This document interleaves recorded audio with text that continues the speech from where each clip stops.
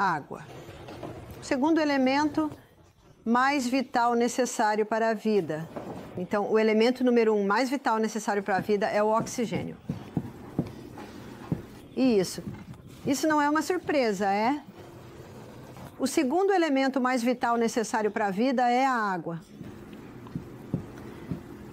Você pode ficar 3 ou 4 minutos sem oxigênio. Você pode ficar algumas semanas sem água. Eu sempre pensei que eram 3 dias sem água até que li um livro chamado The Long Walk sobre algumas pessoas que estavam escapando de um campo de trabalho na Sibéria e estavam no deserto e ficaram quase 2 semanas sem água. Uau! A água é o segundo elemento mais vital necessário para a vida. Na verdade, onde não há água, geralmente não há pessoas vivendo, não é? Eu sempre digo às pessoas, quanto de água você bebe? E essas são algumas das respostas. Eu não gosto de água. Se eu bebo água, meus pés incham. Se eu bebo água, vou ao banheiro o dia todo. Essas duas últimas respostas me dizem que a água não está entrando na célula. Então, como fazemos para que a água entre na célula? Temos que ir para o terceiro elemento mais vital necessário para a vida, que é o sódio. O quarto elemento mais vital necessário para a vida é o potássio. Então, vamos voltar ao Paulson sódio. Na natureza, encontramos a maior quantidade de sódio na água do mar. E a água do mar contém 92 minerais. Desses 92 minerais, 30%, aproximadamente 30% é sódio. E desses 92 minerais, aproximadamente 50% é cloreto. Agora, como o cloreto de sódio ocupa a maior quantidade, eles são os primeiros cristais formados quando a água é evaporada. Então, o que o homem faz é recolher os primeiros cristais formados, branqueá-los, adicionar alumínio para que corram livremente. E aí está o seu sal de cozinha. O sal de cozinha é um sal perigoso. É um sal perigoso porque agora temos 2 minerais muito agressivos que, se você injetasse ambos no sangue, morreria. Existem 2 minerais agressivos e eles precisam de todos os outros 90 para suavizá-los e equilibrá-los. A maior concentração de mineral dentro da célula é potássio. Potássio. A maior concentração fora da célula é de sódio. E nesta membrana bilipídica que envolve cada célula, existem bombas de sódio-potássio. E essas bombas de sódio-potássio estão sempre funcionando assim, mantendo o equilíbrio entre potássio e sódio.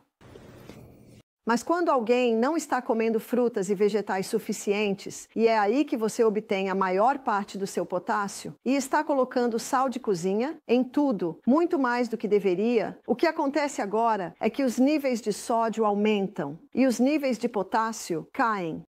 Há uma pequena quantidade de sódio na célula. Mas quando isso acontece, você vê que a osmose e a difusão ocorrem quando a maior concentração se funde com a menor. Então agora os níveis de sódio dentro da célula estão aumentando, o que não deveria acontecer.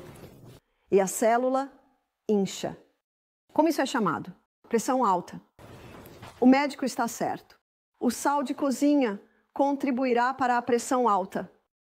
Há um médico francês chamado Dr. Lelangre e ele escreveu um livro inteiro sobre o sal. Ele disse, quando as pessoas vêm até mim com pressão alta, eu as coloco no sal celta. Por que ele as coloca no sal celta? Porque o sal celta contém 82 minerais. É um sal marinho, colhido à mão. Então, os minerais estão no sal celta em sua forma equilibrada. E quanto ao sal do Himalaia? Em muitos lugares, o sal do Himalaia é muito fácil de encontrar. Há cerca de 75 minerais. Então é muito bom. Mas eu prefiro o sal celta E uma razão é que o sal celta tem 3 tipos de magnésio. Ele contém cloreto de magnésio, e brometo de magnésio, e sulfato de magnésio. O magnésio é uma molécula que absorve muita água. E isso explica por que o sal celta é um sal tão úmido, especialmente quando tivermos muita chuva, porque esses 3 magnésios absorvem a umidade. E como o magnésio é uma molécula que absorve muita água, ele pode ser usado para ajudar a água a entrar na célula. Então, quando você pega um cristal de sal celta, coloca na língua, e alguns perguntam, qual é o tamanho de um cristal? Bem, se você tem pressão alta, comece pequeno, do tamanho de uma semente, de gergelim. Eu não tenho pressão alta, então posso ter cerca de 3 vezes o tamanho de pequenas sementes de gergelim. Coloque na língua, suas membranas mucosas começam a absorver os minerais, o magnésio elevado. Para a membrana celular, e você bebe sua água, e esse magnésio puxa essa água para dentro da célula. É a maneira mais rápida de hidratar o corpo. A única vez que beber água em excesso pode ser perigoso é se as pessoas beberem muito de uma vez e não tiverem os minerais que estão no sal celta para puxar essa água para dentro da célula. Já tive pessoas reclamando para mim, elas dizem, estou bebendo mais água agora e agora estou indo ao banheiro o dia todo. Então eu digo, você está usando o sal? Tome um pequeno cristal antes de cada copo de água. E, idealmente, deveríamos estar tomando aproximadamente 8 copos de água por dia. E então eu digo a eles, e não beba um copo inteiro de uma vez. Acho que mencionei antes, eu bebo meio copo assim que me levanto. Vou ao banheiro, bebo mais meio copo. Então eu me visto e tomo mais meio copo, mas quando começo cada copo, eu tomo aquele pouquinho de sal. Assim você espalha a água ao longo do dia. E muitas pessoas me disseram, muito obrigado, isso fez uma grande diferença. Veja, muita água entrando. Não demora muito para que muita água tenha que sair. É como regar uma planta. E veja como Deus manda a chuva, pouco a pouco. E quando há um tornado, quando há uma chuva torrencial, é quando o solo é levado embora e podem ocorrer inundações. Então lembre-se disso com seu corpo. Tome pouco a pouco, pouco a pouco. É a melhor maneira de fazer isso. Revestindo o nosso trato gastrointestinal estão as vilosidades. E nas vilosidades há um sítio receptor. E esse sítio receptor é para levar a glicose através e para dentro do sangue. Então, nessas vilosidades, temos capilares sanguíneos que passam por todo o caminho. Agora, nesse sítio receptor, há um transportador. E este transportador é projetado para levar a glicose para o sangue. Mas o transportador não aceitará a glicose a menos que ela venha com uma molécula de sódio. Eu li isso no meu livro de Anatomia e Fisiologia. No livro de Anatomia e Fisiologia, eu memorizei a frase para poder transmiti-la a você diretamente da fonte. O sódio é o principal sistema de transporte da glicose através da parede, da borda em escova e para o sangue. E ainda assim, o que nos dizem? Não precisa de sal. Bem, eu concordo com o sal de mesa, porque ele causa esse desequilíbrio de minerais dentro e fora da célula. Absolutamente. E você sabia que o cloreto de sódio é tão forte que pode matar as papilas gustativas? Você já viu pessoas que comem sal de mesa? Elas colocam em tudo e colocam antes mesmo de provar. Bem, não é de se admirar que suas papilas gustativas estejam morrendo. Enquanto o sal celta, com todos os seus minerais, ele realça o sabor da comida. Agora, as lentilhas vermelhas que tivemos esta manhã, algumas pessoas disseram, o que tem nisso? Eu até servi isso na minha casa no café da manhã e as pessoas disseram, tem frango nisso? E eu sei porque eles dizem isso, é porque é tão saboroso. Bem, tem um pouco de azeite, algumas algumas ervas. É bom se você puder conseguir ervas frescas ou italianas. E um pouco de sal celta e um pouco de açafrão. É isso. Eu enxago muito bem. Deve ser bem enxaguado primeiro. E eu faço isso pouco antes de estar totalmente cozido. E ainda assim, como você pode ver, é delicioso. Veja, eu não estou interessado em cozinhar cebolas e alho e... Por mais que eu ame isso nas minhas lentilhas, eu faço isso na hora do almoço. Mas de manhã eu tenho colinas para subir e descer, riachos para pular. Não estou interessado em ficar na cozinha por muito tempo. E esse é um prato muito rápido de fazer. Então, o sódio não é apenas necessário para levar a glicose para o sangue, mas também é necessário para levar a água para dentro da célula. Então, é o sódio. É o terceiro elemento mais vital necessário para a vida. E você pode obter essa informação sobre os 4 elementos vitais em qualquer livro de anatomia e fisiologia, livro de química, livro de biologia. Estou apenas apresentando os fatos aqui. Então, como você pode ver, a água é muito importante. Mas o sal também é. E, novamente, o potássio é encontrado em todas as suas frutas e vegetais frescos. O cálcio não consegue entrar na célula por si só. Ele precisa de vitamina D. Quando a vitamina D está presente, o cálcio é puxado para dentro da célula. E lembre-se, eu mostrei a você outro dia que o cálcio é chamado de rei, porque quando ele entra na célula, todos os outros minerais pegam carona nas costas do cálcio. Algo mais acontece. Gostaria de voltar a isso por um momento. Quando o magnésio é colocado na língua e você toma o copo de água ou meio copo um pouco mais tarde, a outra metade do copo, esse magnésio puxa a água para dentro da célula. E na membrana bilaminar que está ao redor de cada célula, há um pequeno motor. E quando a água é puxada através da membrana e para dentro da célula, isso faz com que o pequeno motor comece a girar. E a rotação desse motor nos dá uma unidade de energia. Então, quando você estiver se sentindo um pouco cansado ou talvez com um pouco de fome no meio da manhã, tome o sal e a água e você terá um pequeno impulso.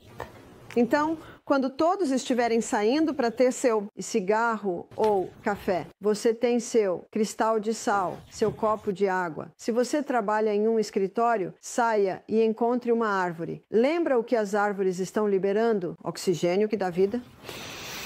Respire fundo, profundamente com seu músculo abdominal e aquela explosão de oxigênio. Lembra o que o oxigênio faz a nível celular? O oxigênio lhe dará 18 vezes mais energia. Já olhamos para o funcionamento interno da célula algumas vezes. E da maneira como eu explico, parece que há um ciclo de energia por célula, mas isso não é verdade. Então, o que eu desenhei para você aqui são muitos pequenos ciclos de energia.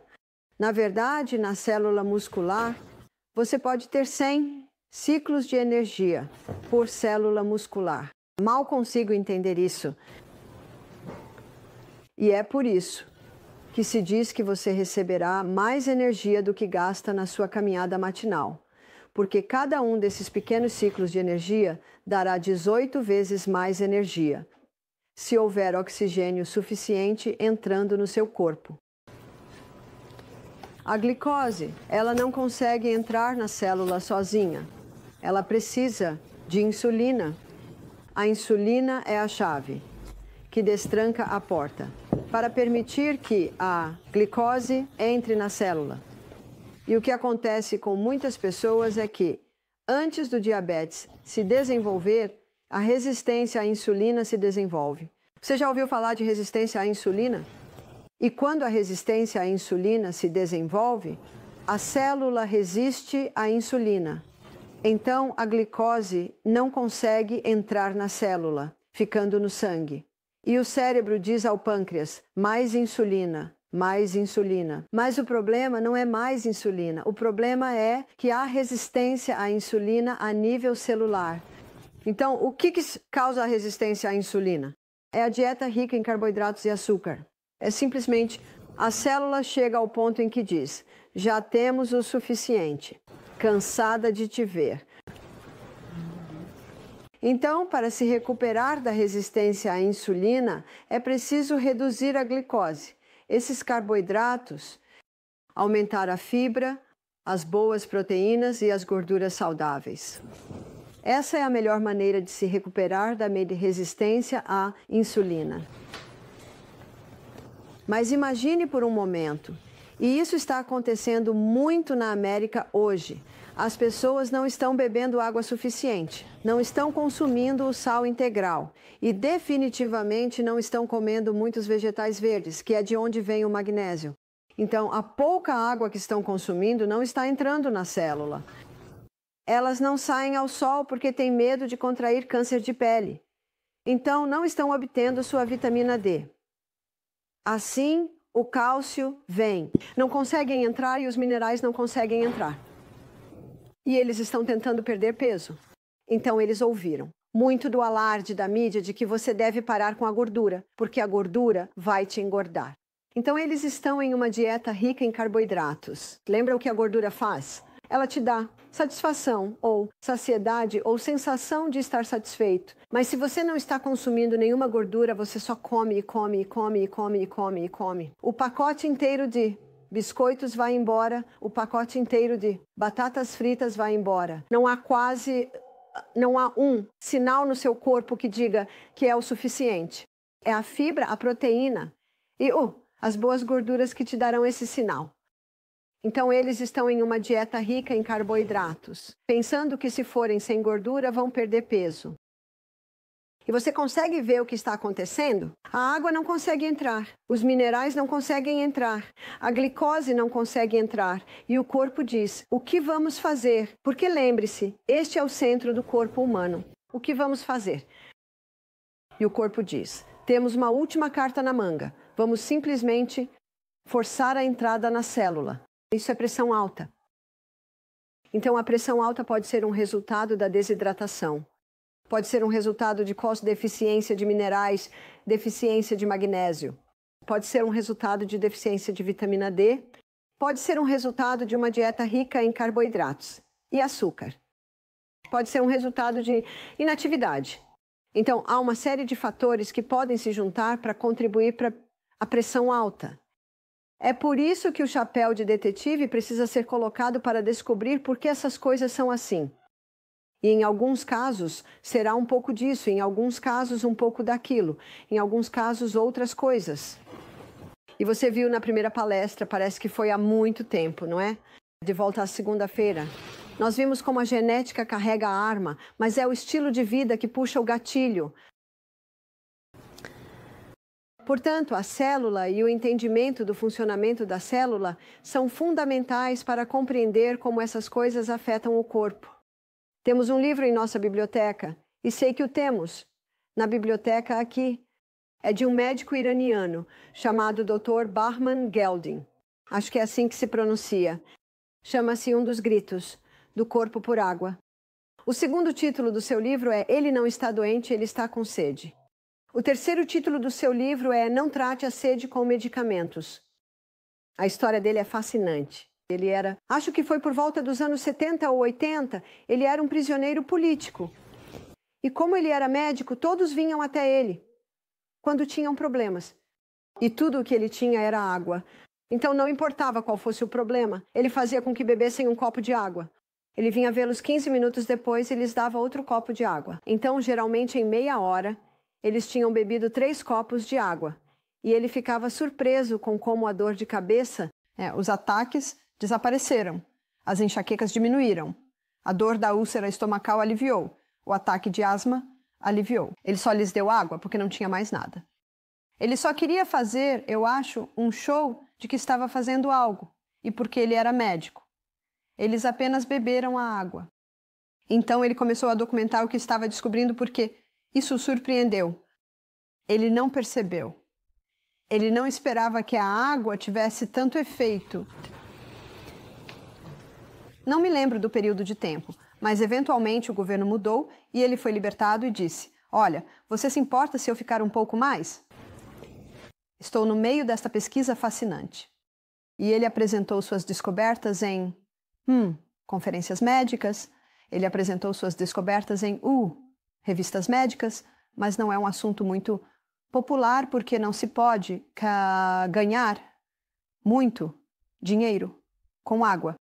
Agora, você entenderá por que o segundo título do livro dele é Ele não está doente, ele está com sede. E não trate a sede com medicamentos. Foi um livro fascinante para eu ler e gostaria de levá-lo para dentro e olhar algumas funções do corpo e como elas são afetadas pela desidratação. Então vamos começar pela boca. Você sabia que em um estado de desidratação crônica, muita saliva é produzida? Algumas pessoas acham que boca seca é um sinal de desidratação, né? E muita. Saliva pode ser um sinal de desidratação. Veja, quando não há água suficiente entrando no corpo, e quanta água deve entrar? Vamos fazer uma avaliação disso. Então, nossos rins, para saber quanta água deve entrar, precisamos olhar quanto está saindo. Então, nos nossos rins, urinamos uma perda de 1,5 litro. Agora, 1 litro é o mesmo que 1/4 de galão. Então, é melhor. Porque estou falando para um público americano.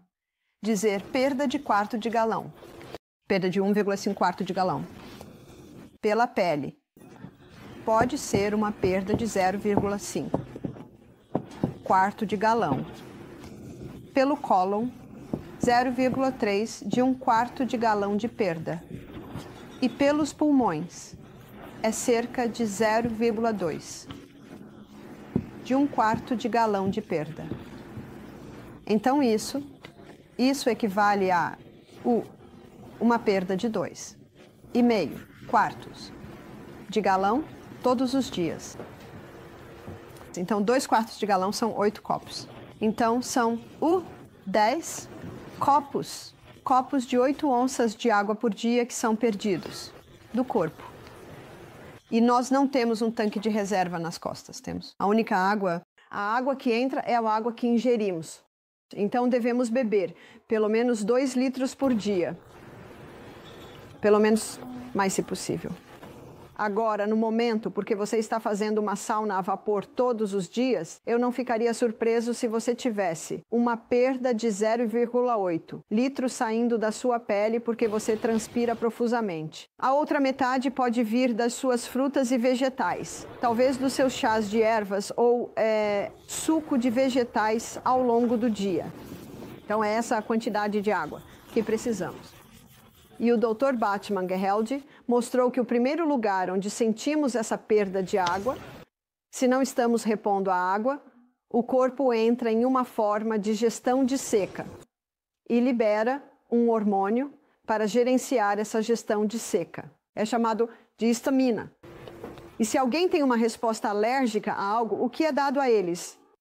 Antihistamínicos. Você sabia que o melhor antihistamínico é apenas água? Então, o primeiro lugar de onde a água é retirada para tentar manter o volume sanguíneo completo nas veias e artérias é o revestimento do estômago. Temos uma parede mucosa espessa revestindo o estômago. E agora temos uma parede mucosa muito fina. Agora, nessa parede mucosa, há bicarbonato de sódio.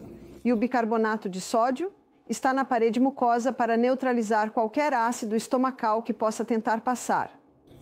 E basicamente proteger contra úlceras estomacais. Então, o que é uma úlcera estomacal? É basicamente uma degradação dos tecidos. Agora, deixe-me dar um cenário para você. Provavelmente, há cerca de 20 anos, alguns médicos australianos na Austrália Ocidental descobriram que a Helicobacter pylori, causava úlceras estomacais. Você já ouviu falar dessa teoria? Eles até colocaram a bactéria Helicobacter pylori no estômago de algumas pessoas e elas tiveram úlceras estomacais. Então tivemos um homem que fez nosso programa vindo da África do Sul. e ele e sua esposa vieram. Ele não estava interessado em estar em nosso retiro, mas sua esposa havia pago o valor total, então ele veio, relutantemente. E quando estou conversando com ele, ele tem cerca de 57 anos. Ele não queria responder à minha pergunta. Ele respondeu de forma abrupta e curta. Ele não estava irritado comigo. Eu sei que ele estava irritado com a esposa por ele estar ali. Eu disse a ele, você bebe água? Sim, 2 litros por dia. Então eu simplesmente segui em frente. Eu não fiz mais perguntas. Eu disse, você está tomando algum medicamento? Ele disse, sim, estou tomando um antibiótico diferente todo mês para matar o Helicobacter pylori no meu estômago, porque tenho problemas de estômago há 25 anos. Já estive em todo o mundo. Então a última coisa que ele estava tentando eram antibióticos, porque descobriram que ele tinha Helicobacter no estômago. Eu disse, há quanto tempo você está nesse programa? Ele disse, 4 meses. Então, ele teve 4 doses de Helicobacter pylori. E adivinhe só? Ainda está lá e ele ainda tem dor de estômago. Eu disse, você está interessado em tentar uma alternativa ao seu medicamento? Ele disse, não, estou muito satisfeito com o meu medicamento. Muito obrigado. E eu sempre dou respeito a todos. Respeito às escolhas de cada um. Não é esse o nosso direito dado por Deus? Absolutamente. Eu apenas disse, e deixei por isso mesmo. Agora, após a primeira palestra, onde falei sobre a capacidade do corpo de se curar, de modo que, quando temos um problema, devemos olhar para como o corpo se cura e trabalhar com isso. Ele e sua esposa, e ela também estava tomando o medicamento, vieram direto até mim. Ele disse, isso fez mais sentido do que qualquer coisa que eu já ouvi. Estou disposto a fazer o que você sugere. Eu disse a ele, eu não tenho autoridade sobre o seu medicamento. Mas eu disse, se fosse eu pararia, porque não funcionou até agora, e tentaria as ervas que eu sugiro. Ele disse, estou disposto. Então, o que eu fiz foi dar a ele uma erva chamada olmo escorregadio, que reveste e acalma o revestimento do intestino. Ele fez nosso programa básico, 2 dias com sucos. E incentivamos as pessoas, é claro, a beber água entre cada suco. No final da semana, eu tinha um homem muito feliz na minha frente. Ele estava ansioso para me contar algo. Eu disse, sim. Ele disse, não tive problemas de estômago por 2 dias, pela primeira vez em 25 anos. Milímetros. Eu disse, isso é uma boa notícia. E ele disse, e eu descobri qual era o problema. Para mim, isso foi uma notícia ainda melhor. Porque quem é o médico? Nós somos. Nós somos. Eu disse, qual era o problema?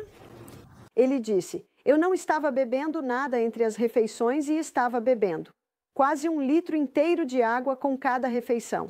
Milímetros. Então, quero mostrar o que estava acontecendo no intestino dele. Então, o que estava acontecendo no intestino dele, ele não bebia nada entre as refeições. O que significa que o revestimento do intestino estava muito fino. O que significa que o ácido clorídrico estava destruindo os tecidos.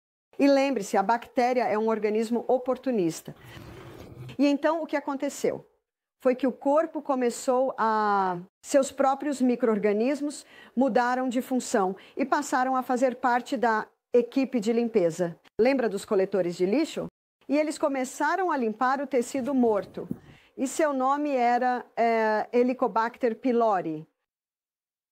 Vê por que você tem que perguntar por quê. Eles estão lá, não é de se admirar que encontrem Helicobacter pylori em todos os casos de úlcera estomacal. Eles estão lá para limpar a bagunça. Agora, como Deus quis, quando sentimos o cheiro da comida e começamos a mastigar, o ácido clorídrico, aqui está o ácido clorídrico. O ácido clorídrico é liberado. E o ácido clorídrico se conecta com o pepsinogênio para liberar a pepsina que quebra as proteínas. Mas o ácido clorídrico faz algo mais. É antifúngico, antibacteriano. E assim tem a capacidade de eliminar esses caras. E assim, como o ácido clorídrico está considerando descer e eliminar esses caras, ele toma um grande copo de água. E o que a água faz com o ácido clorídrico? Ela simplesmente o dilui. Então, o Helicobacter pylori está devorando o tecido morto. Ufa, essa foi por pouco. Mastigando, mastigando, mastigando. O que este homem descobriu é que ele estava bebendo água na hora errada. Você se lembra que eu disse a você mais cedo? Eu disse, quanto de água você bebe por dia? E ele disse, 2 litros. E como ele foi um pouco ríspido com todas as suas respostas, decidi não insistir mais. Então agora, ele bebia água cedo pela manhã. Ele parou de beber meia hora antes da refeição. Essa meia hora antes da refeição, imediatamente engrossou aquela parede mucosa. A água que ele bebeu no dia anterior alimentou o ácido clorídrico que é produzido no fígado. Então vamos dar uma olhada no que está acontecendo agora. Agora, estando no retiro de saúde, ele está bebendo água no momento certo entre as refeições, sua parede mucosa está ficando espessa. E então, quando ele come sua refeição, o ácido clorídrico, que não está mais diluído, desce e elimina o Helicobacter pylori. Que processo maravilhoso. Quem o curou? Seu corpo se curou quando recebeu as condições adequadas. Quando alguém vem até mim com Helicobacter pylori, uma das primeiras coisas que faço é aumentar o ácido clorídrico deles. Porque se você aumentar o ácido clorídrico, lembra qual é uma das suas funções? Antibacteriano, antilevedura, antifúngico. Agora, não estou criticando os médicos que descobriram que o Helicobacter pylori causa úlcera estomacal. Está lá, desempenha um papel. Mas por que está lá? Você consegue ver isso? E, infelizmente, no conselho que concede os prêmios Nobel a representantes das empresas farmacêuticas. Milímetros. Então, não estou dizendo que as pessoas que ganham prêmios Nobel não merecem. Absolutamente, elas merecem, por causa de seu grande trabalho. Mas estou apenas apresentando os fatos. Estou apenas dando a você a anatomia e fisiologia básicas. Então, este homem, que teve dor de estômago por 25 anos, encontrou alívio, apenas bebendo água. No momento certo, o que permitiu que seu corpo se curasse sozinho. Dr. Batmanghelidj, vamos chamá-lo de Dr. B, descobriu que o primeiro lugar onde perdemos água, é o revestimento do trato gastrointestinal. Ele também descobriu que se você descer pelo trato gastrointestinal, chegará ao pâncreas. E o pâncreas libera 2 hormônios no sangue para ajudar a equilibrar os níveis de açúcar no sangue. Esses são a sua insulina e o seu glucagon. Mas se você estiver desidratado, esses hormônios não estão sendo produzidos como deveriam. Portanto, pessoas que estão desidratadas, isso pode ser um fator contribuinte para o diabetes. Ele também descobriu que há hormônios liberados pelo pâncreas para finalizar a digestão. Então, há a lipase pancreática para finalizar a digestão do amido. A digestão da gordura. A amilase pancreática. É isso que finaliza a digestão do amido. A tripsina e quimotripsina que finalizam. A digestão das proteínas. Agora, todos eles são feitos de água. Se você não tiver água suficiente, sua digestão será comprometida. Em cada estágio, a água é necessária para cada função do corpo. Então, não é de se admirar que o Dr. A. B. intitulou seu livro. Quando uma pessoa tem um sintoma de doença, ele diz, deve ser um dos muitos gritos do corpo por água. Esse é o título do seu livro. Nossas células cerebrais encolhem quando não tem água suficiente. Dores de cabeça são comuns quando não temos água suficiente. Padrões de pensamento negativo podem se desenvolver quando nossas células cerebrais não têm água suficiente. Posso mover minha mão. Assim, sem dor, porque ao redor de cada articulação há um fluido. E esse fluido é o líquido sinovial, que é 99% água. Em um estado de desidratação, o corpo pode retirar um pouco de água dali. Para manter o volume sanguíneo completo nas principais artérias e veias, e assim, se eu sentir dor ali, talvez seja chamado de artrite, mas na verdade pode ser apenas um estado de desidratação. Nosso globo ocular se move na água, então precisamos de água em cada etapa. Também nossos pulmões. Agora na parte inferior dos nossos pulmões, vou desenhar uma pequena imagem dos nossos pulmões para que você entenda isso. Então aqui estão nossos pulmões. Esse é um pulmão. Então sua traqueia se divide e desce. E depois se divide novamente em pequenos brônquios. É um processo bastante complexo. E então no final de cada brônquio parece um pequeno cacho de uvas, mas são alvéolos. Então no final dos brônquios você tem os alvéolos. E é aqui que ocorre a troca gasosa. Sobre cada alvéolo há uma pequena rede de capilares sanguíneos. E é nessa rede de capilares sanguíneos que o oxigênio é captado dos alvéolos. E o sangue libera o dióxido de carbono. E nós expiramos. Em cada alvéolo há uma gotícula minúscula de água. E por causa da tensão superficial da água, quando você expira, aquele pequeno alvéolo colapsa, o que permite que todo o dióxido de carbono, ou a maior parte dele, seja expirado, para que agora, quando você inspira, possa inalar mais oxigênio. Em um estado de desidratação, aquela pequena gota de água não está como deveria. O que significa? Que não colapsa totalmente quando você expira, o que significa que você não consegue obter sua cota completa de oxigênio. Mas o que também acontece é que o corpo, para evitar a perda de água, pode começar a contrair os alvéolos, os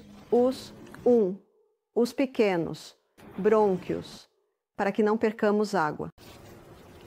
E assim, um dos sinais de desidratação pode ser a respiração contraída. O sangue fica muito espesso. Na desidratação, nosso sangue precisa estar bem fino para que o coração possa bombeá-lo facilmente, para que as pequenas unidades de filtragem em nossos rins possam filtrá-lo com facilidade. Portanto, a água é necessária para cada função do corpo. Vou contar a história de um homem que veio ao nosso retiro e que tinha 3 problemas principais. Ele tinha dores de cabeça crônicas, para as quais tomava muitos analgésicos, tinha o peito muito congestionado e também sofria de uma terrível dor na parte inferior das costas. Você sabia que 75% do peso sustentado na parte inferior das costas é mantido pela água? Uhum. A outra porcentagem, é claro, é sustentada pelos seus ligamentos, seus músculos. E assim, em um estado de desidratação, a dor na parte inferior das costas é comum. Então é isso que esse homem tinha.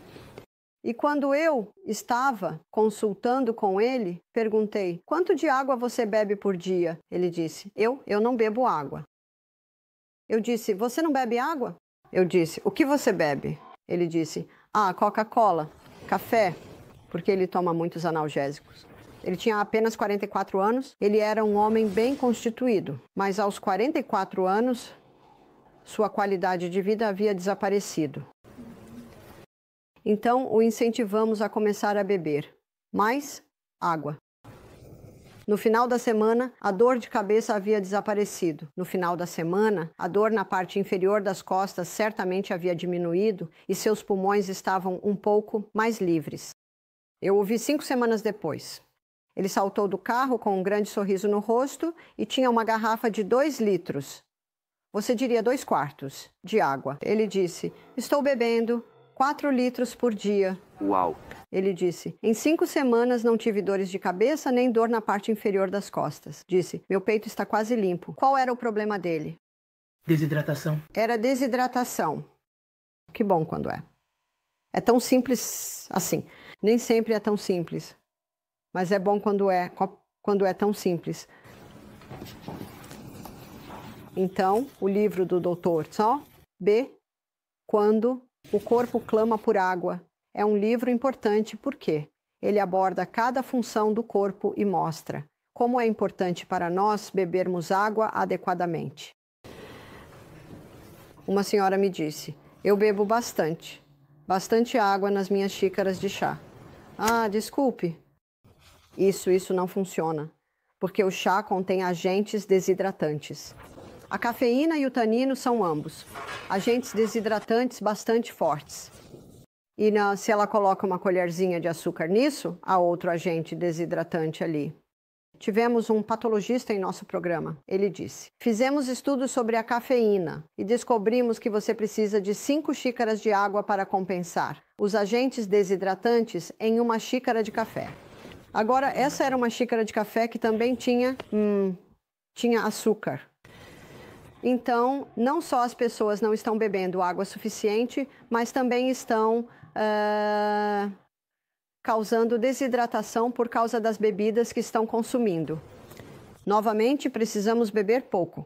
A pouco, muito depende da sua atividade ao longo do dia. Se você está trabalhando no jardim e suando muito, se está tomando muitos banhos de vapor, então definitivamente precisa beber mais água. Um dos sinais de que você está bebendo água suficiente é que sua urina está clara. Então, quando sua urina está clara, isso é um bom sinal de que você está bebendo água suficiente. Agora, no momento aqui no retiro, você terá tendo vitaminas B e essas vitaminas B têm um efeito no seu corpo que faz com que sua urina fique amarelo fluorescente. Então, não se surpreenda se esta semana sua urina estiver amarelo, fluorescente. Então, você só precisa descobrir como ingerir isso. E muitas pessoas em instalações de cuidados para idosos, pessoas idosas, não bebem água suficiente. E isso certamente é um fator que contribui para a doença mental e a deterioração dos cérebros que estamos observando. Na Austrália, há 1.700 casos de Alzheimer sendo diagnosticados a cada semana. Agora, isso é um pouco assustador. Você sabia que Deus nunca quis que nosso cérebro se deteriorasse? E amanhã vamos falar sobre o cérebro e amanhã vou mostrar como você pode ficar mais brilhante, mais inteligente e mais sábio com a idade. Os cérebros não deveriam estar se deteriorando. Você já leu sobre Alzheimer ou demência na Bíblia? Certamente eu não li. E antes do dilúvio, você sabe, as pessoas viviam até os 700 e 800 anos. Hoje em dia temos pessoas que estão mostrando sinais de demência e Alzheimer aos 40 e 50 anos. E isso não deveria acontecer. E muitas vezes não é apenas um ponto. Frequentemente são vários pontos, mas um deles é certamente a desidratação. Então vou contar uma história para ilustrar. Tivemos uma senhora, veio e fez nosso programa há alguns anos. Provavelmente foi há cerca de 6 anos. Ela tinha 45 anos e trouxe sua mãe, que tinha demência. Então, sempre dizemos que se alguém tem Alzheimer ou demência, precisará ter um cuidador com eles, porque não somos um hospital. Nós apenas ensinamos como dar ao seu corpo as condições para a cura. Quando a mãe chegou pela primeira vez, então a mãe provavelmente estava no início dos 70 anos. Eu entrei no quarto e ela estava apenas parada lá, olhando pela janela. E ela olhou para mim. Ela não parecia nem saber quem eu era ou me reconhecer. Então, eu falei com a mãe. Bem, eu não pude dizer muito à mãe, mas falei com a filha e descobri que ela não tinha bebido água por 2 dias. E como ela tinha demência, a filha perguntava a ela e ela dizia: "Oh, sim, eu bebi muita água", mas na verdade ela não estava bebendo nada. E não ia ao banheiro há 3 dias. Estou falando sobre os intestinos dela. Então são 2 coisas que podemos resolver muito bem Então demos a ela ervas para fazer os intestinos funcionarem e demos a ela, apenas fizemos com que ela bebesse pequenos goles de água. Veja, muitas pessoas idosas evitam a água, porque não querem ter um acidente. Mas se você puder explicar a elas, beba apenas um gole de cada vez. Isso é alcançável. Beba apenas um gole de cada vez. Apenas se você tomar um gole de água a cada poucos minutos, ficaria surpreso com a quantidade de água que pode ingerir em um dia. Então, apenas tome muitos pequenos pedaços. Dentro de 24 horas, essa senhora não tinha mais demência. Ela estava lúcida, estava conversando com as pessoas, sentada e dialogando. E a filha olhou para ela. E não via sua mãe assim há muito tempo. Veja, eu entendo como é em uma casa de repouso, porque ela tinha sua mãe em uma casa de repouso, pois era muito difícil cuidar dela. Ela realmente não podia deixá-la. As enfermeiras estão tão ocupadas que não tem tempo para garantir que todos bebam água suficiente. E algo mais acontece. Quando eles fazem com que bebam mais água, mais idosos acabam tendo acidentes. E então há muito mais trabalho para as enfermeiras. Eu entendo isso. Eu entendo. Acho que é nosso papel dar ao nosso corpo a condição para que nunca cheguemos a esse ponto. Tá certo? Para que, quando estivermos em nossos anos mais avançados, nossos filhos queiram que moremos na casinha dos fundos, porque vamos cuidar das crianças, vamos pendurar a roupa no varal. Ah, isso mesmo, você as coloca no varal. E passar a roupa e cortar os legumes. Sabe, eu digo que são atividades de rainha-mãe, sabe? Desacelere um pouco. Mas quão útil é isso para a maioria das famílias ocupadas? Ter a mãe ou a sogra ali, que tem uma mente clara. E pode ser de ajuda? Eu entendo porque tantos são colocados em lares de idosos porque eles não podem ser cuidados. Uma senhora disse, minha mãe se levanta às 3h da manhã. Ela vai até as pessoas ao lado. Ela tira as roupas do varal deles. E minha mãe foi encontrada no meio da estrada nua. Sabe, isso é muito difícil. E eu sinto muito pela pessoa porque você sabe, é muito debilitante para a mente se deteriorar assim. E então aqui tínhamos essa senhora que recuperou suas faculdades em 24 horas, porque fizemos seu intestino funcionar. E ela começou a beber mais água. Ela realmente gostava de sal, né? E se você dá sal a alguém, sabe? Qual é a próxima coisa que eles fazem? Eles pegam a água. Então, esta filha e sua mãe, o nome da filha era Isabel. Ela decidiu reservar para esta semana seguinte. Então, ficou por 2 semanas. Ela não via sua mãe assim há 10 anos. No meio da segunda semana, ela ligou para a casa de repouso, cancelou o quarto e a trouxe de volta para casa. Uau! E ela viveu com ela por mais 10 anos.